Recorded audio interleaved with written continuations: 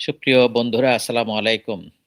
সুদূর ফিনল্যান্ড থেকে আমি আপনাদের সাথে কথা বলবো। আজকে হান্নান মাসুদের ৩ কোটি টাকার ডিল যে তথ্যগুলো আমাদের সামনে এসছে, তারই এক সময়ের নিরাপত্তা প্রদানকারী অর্থাৎ তার একেবারে ডান হাত ছিলেন আব্দুল গাফফার নামে একজন ছেলে, যিনি দাবি করছেন যে আব্দুল হান্নান মাসুদ তার বাড়িতে থেকেই পড়াশোনা করেছে একেবারে সেই দাখিল পর্যন্ত এবং তার বাবা সরাসরি আব্দুল হান্নান মাসুদের শিক্ষক।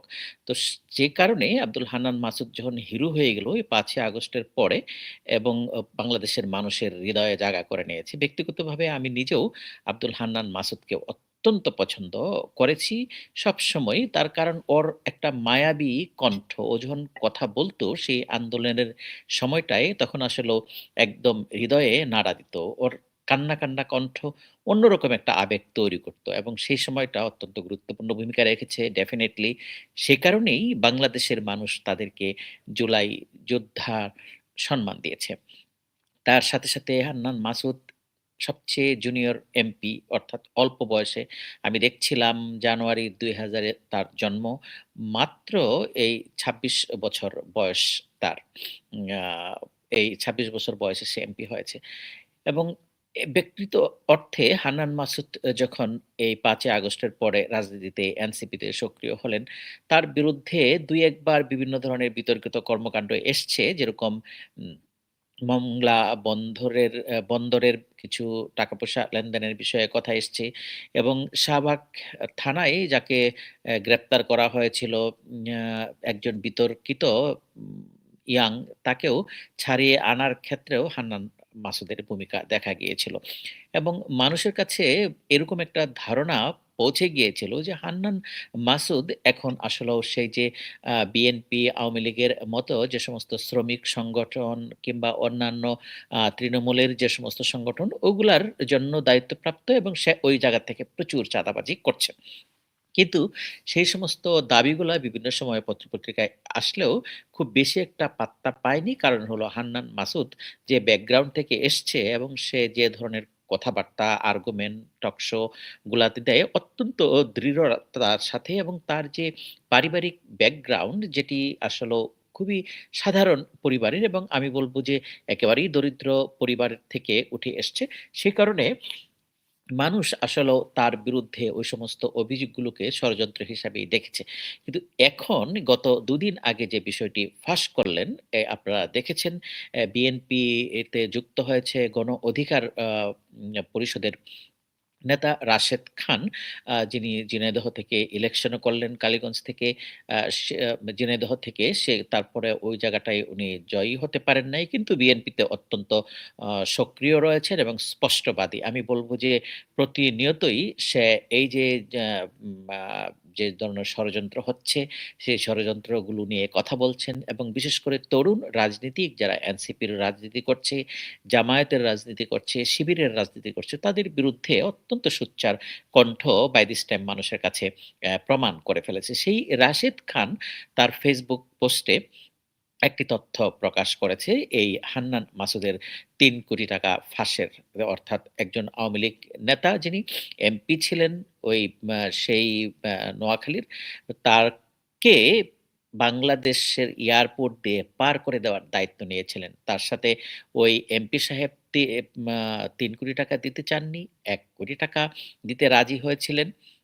কিন্তু হান্নান মাসুদরা ৪ কোটি টাকা চেয়েছিলেন। তার এই ডিল ফাইনাল করার জন্য আসলে দায়িত্ব দেওয়া হয়েছিল এই আব্দুল গাফফার নামে যিনি ভদ্রলোক, তারই সিনিয়র এবং যিনি দাবি করছেন বর্তমানে যে হান্নান মাসুদ তার আশ্রয়ে ছিলেন, তাদের পরিবারের আশ্রয়ে ছিলেন এবং তাদের এখানে থেকেই মূলত পড়াশোনা করেছেন। সেই ব্যক্তিটি তার নিরাপত্তা মা উম মা কর্মী বলব না আমি, বা তাকে গার্ড দিয়ে রেখেছিলেন। তার প্রাইভেট সেক্রেটারি হিসাবেও কাজ করেছিলেন।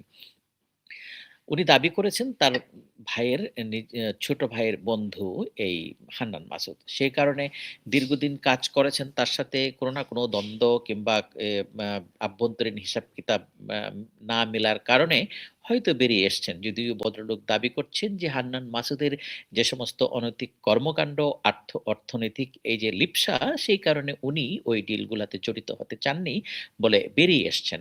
তো সেটি নিয়েই এখন কিন্তু সব আলোচনা এবং এই হান্নান মাসুদ পাল্টাপাল্টিভাবে তারও ভিডিও ফাঁস করেছে। ওই ভদ্রলোকের সাথে তার জন্য ভিডিও কনভারসেশন গুলা হয়েছে, সেগুলো ফাঁস করেছে। সেগুলো আমরা দেখেছি। আবার এই ভদ্রলোক আব্দুল গাফফার আ একেবারে সম্প্রতি গতকালকে যে তথ্যটি দিলেন, হান্নান মাসুদের যে সমস্ত কর্মীরা আছে এনসিপির, তারা আ তারা ওই ভদ্রলোকের বাড়িতে আক্রমণ করেছে। তার বাড়িতে বৃদ্ধা মা ছিলেন, তার বাবা ছিলেন না। পরবর্তীতে ২য় বার তার বাবাকেও হেনস্থা করা হয়েছে। যেটি আসলেও সারা বাংলাদেশে অত্যন্ত বিতর্কিত অবস্থা তৈরি করেছে। চলুন ওই ভদ্রলোক কি বলছেন সেটা একটু আপনাদের সাথে আ শোনাই যে আসলেও এইটি কি হওয়া উচিত কিনা? আর এটি যদি হয় বিশেষ করে এই যে জুলাই যোদ্ধা যাদের উপর বাংলাদেশের মানুষ ভরসা করেছিল বা যাদের উপর বাংলাদেশের মানুষ আশা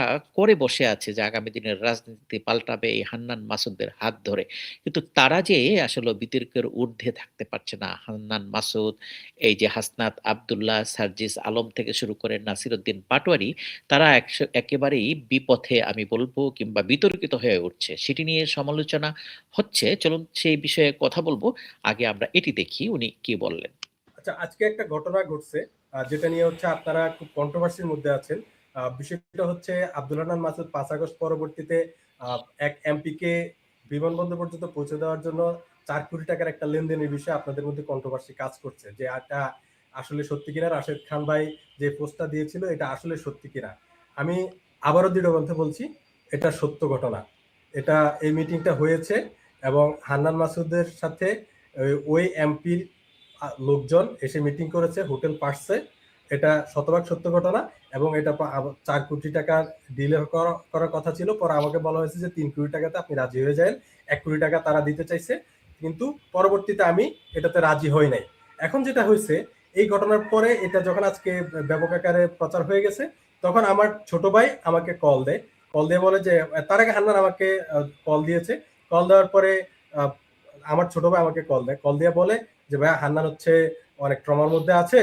ও ওর নামে বিভিন্ন মিডিয়া ব্লেম হচ্ছে, বিভিন্ন ব্যাপক ট্রমার মধ্যে আছে এমপি হওয়ার পর থেকে। তো আপনি ওর সাথে একটু কথা বলেন। তখন আমি ওকে একটা ফোন দিই। ফোন দেওয়ার পর আমি চিন্তা করলাম যে ও এত মানসিকভাবে ভেঙে পড়, মানে যতই হোক আমার এলাকার ছোট ভাই, আমাদের সাথে একসাথে বেড়ে উঠছে, আমাদের ঘরে পড়াশোনা করছে। তাই হচ্ছে আমি চিন্তা করলাম যে ছেলেটা ট্রমার মধ্যে আছে, ওর সাথে একটু কথা বলে, প্রাইভেটলি কিছু কথা বলে ওকে একটু যেভাবে ওকে প্লিজ করা যায়। তখন আমি ওর সাথে কিছু প্রাইভেটলি কথা বলি, প্লিজ করার জন্য, ওকে যা বলার জন্য, আমি ছোট ভাই হিসেবে সান্ত্বনা দেওয়ার জন্য যা বলার বলি। কিন্তু সে করছে কি, সে আমার সাথে একটা বিশ্বাসঘাতকতা করে এটাকে হচ্ছে রেকর্ড করছে, রেকর্ড করে এটা ছেড়ে দিছে। তো বিষয় হচ্ছে এটা একান্ত প্রাইভেট কথা ছিল। জাস্ট তাকে তার যে তার মনটাকে শান্ত করার জন্য আমি এই কথাটা বলেছিলাম। কিন্তু সে করছে কি, সে বিশ্বাসঘাতকতা করে এটা হচ্ছে প্রচার করে দিয়েছে। কিন্তু আমি আবারও মানে লাউড এন্ড ক্লিয়ারলি বলতেছি যে যে ঘটনাটা রাশেদ ভাই উল্লেখ করেছেন ওখানে, এটা শতভাগ সত্য এবং এটাই আসল নিউজ যে সে ওই কাজটা করেছিল। ডিলটা হয় নাই কারণ হচ্ছে আমি ওটাতে ওদের সাথে বসিই নাই। ওকে। আমরা আসলেও এই বিষয়টাতে একেবারে স্পষ্ট একটা ধারণা পেলাম। এই ভদ্রলোক এটা যে ১ম যে তার মানে ডিলার হিসাবে কাজ করার দায়িত্ব পেয়েছিল, এটি আমি ব্যক্তিগতভাবে বিশ্বাস করি না। হয়তো সে আরো অনেক, অনেক ডিলের অংশ হয়েছে। তাদের মধ্যে হান্নান মাসুদ এবং এই ভদ্রলোক যিনি গফফার, তাদের মধ্যে হয়তো অভ্যন্তরীণ ভাগাভাগি যাই কিছু হোক, সেগুলা নিয়ে গোলযোগ হওয়ার কারণে উনি বেরিয়ে আসছেন। এখন সেই তথ্যগুলা ফাঁস করছেন। কিন্তু এটিকে আমি খারাপভাবে দেখছি না। যেভাবেই হোক উনি অপরাধের সঙ্গী সাথী ছিলেন। এখন বেরিয়ে এসে হলেও তো সাধারণ বাংলাদেশের মানুষকে জানতে দিচ্ছেন, যেটি আসলেও বাংলাদেশের মানুষ আশা করছেন এবং স্পষ্টভাবে উনি দাবি করছেন যেটি একেবারে লাউড অ্যান্ড ক্লিয়ার। যদি হান্নান মাসুদের সেই ধরনের সৎসাহস থাকে, তাকে বলেছে হোটেল পার্সে যে মিটিংটি হয়েছে সেটার ভিডিও ফুটেজ এভরিথিং আছে। সেই ক্ষেত্রে উনি যেন অস্বীকার করে। এটি হান্নান মাসুদের পক্ষ থেকে কি জবাব আসবে জানি না। আমরা সেই অপেক্ষাটায় থাকলাম। তবে এখন পর্যন্ত এটি ক্লিয়ার যে এই ভদ্রলোককেও যে খুবই নির্দোষ বলা যাবে সেটি নেই। এই ৳৩,০০,০০,০০০ ডিলটি হয়তো হান্নান মাসুদ তার মাধ্যমে করার চেষ্টা করা হয়েছিল। এটিই ১ম না। এরকম শত, শত হাজার, হাজার কোটি টাকার ডিল হয়তো এই সমস্ত তরুণ নেতারা করেছে। এখন আসলে প্রশ্ন সাধারণ বাংলাদেশের মানুষের পক্ষ থেকে কেন আমি কথা বলছি এ বিষয়ে? আমি কথা বলছি সাধারণ বাংলাদেশের মানুষের কণ্ঠ হয়ে। এইটি কি আসলেও আমরা আশা করতে পারি কিনা? একজন আওয়ামী নেতার কাছ থেকে যখন ৳৩,০০,০০,০০০ ডিল করে, তাহলে এরকম শত, শত হাজার, হাজার লোকজনকে ওরা কিভাবে অ্যা এই দেশ থেকে পার করে দিয়েছে? আমরা যারা বলছি যে আওয়ামী লীগের লোকজন সব পালিয়ে গেছে, সেইখানে আমরা ডিপ স্টেট এর কথা বলি যে তারা তাদেরকে সহযোগিতা করেছে অথবা বিএনপির লোকজনকে ক্লেইম করি যে তারা অনেকে পালাতে সহযোগিতা করেছে। তো এই সমস্ত তরুণ নেতারা কতটুকু দায়ী সেই বিষয়গুলাও খতিয়ে দেখা দরকার। আর এই হান্নান মাসুদ সহ এনসিপির যে সমস্ত নেতারা এখন আঙ্গুল ফুলে কলাগাছ হয়ে গেছে, তারা আসলে এত টাকা কোথা থেকে পেল?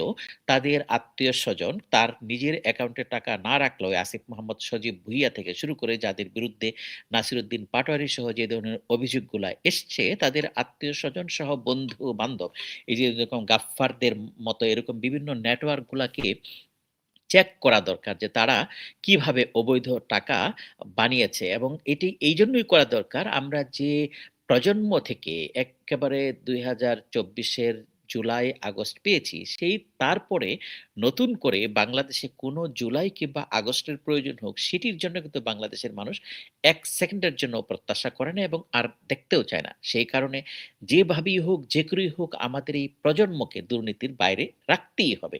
এবং সেটা যদি না হয় তাহলে তো দেশ আর কখনোই পরিবর্তন হলো না এবং হওয়ার কোনো সম্ভাবনা থাকছেও না। আমরা খুব সহজেই হয়তো বিএনপির যারা রাজনীতি করে তাদেরকে দোষারোপ করতে পারি।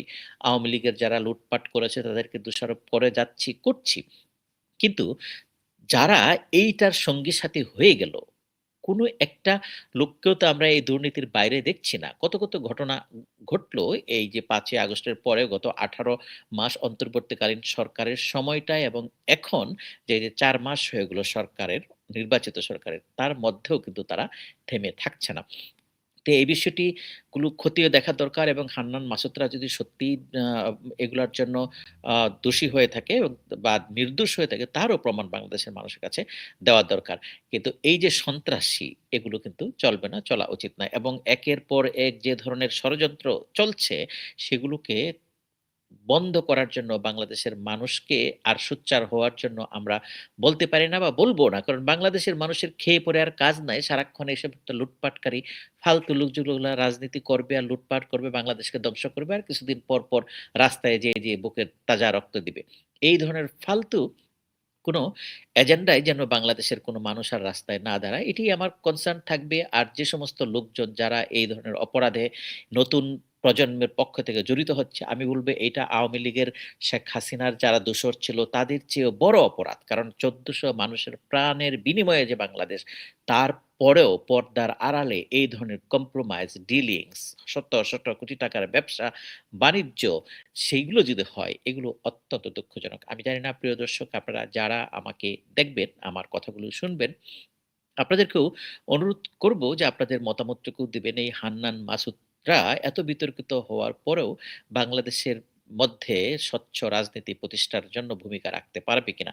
নাকি এরাও ঠিক সেই আওয়ামীর বা বিএনপির ট্র্যাডিশনাল রাজনীতিবিদদের মতো রাজনীতি করে বাংলাদেশকে লুটে-পুটে খাওয়ার শামিলি হবে? সেই দিক থেকে আসলেও বাংলাদেশের গণতান্ত্রিক স্বচ্ছ সুশাসন আমরা পাবো কিনা? এই বিষয়গুলো আপনাদের মতামত অবশ্যই দিবেন। আপনারা যারা আমাকে শুনলেন এবং যারা ফিন বাংলা ভয়েসের ইউটিউব চ্যানেলটি এখনো সাবস্ক্রাইব করেননি, আপনাদেরকে অনুরোধ করব ফিন বাংলা ভয়েসের ইউটিউব চ্যানেলটি সাবস্ক্রাইব করে আমাদের সাথে থাকুন। সাধারণ মানুষের কণ্ঠ হয়ে সাধারণ মানুষের বাংলাদেশ আমরা দেখতে চেয়ে তার পক্ষে কথা বলি। যেকোনো দুর্নীতিবাজ, সন্ত্রাসী সে যেই হোক তার বিরুদ্ধে সোচ্চার হওয়ার চেষ্টা করি। ভালো থাকবেন। আল্লাহ হাফেজ।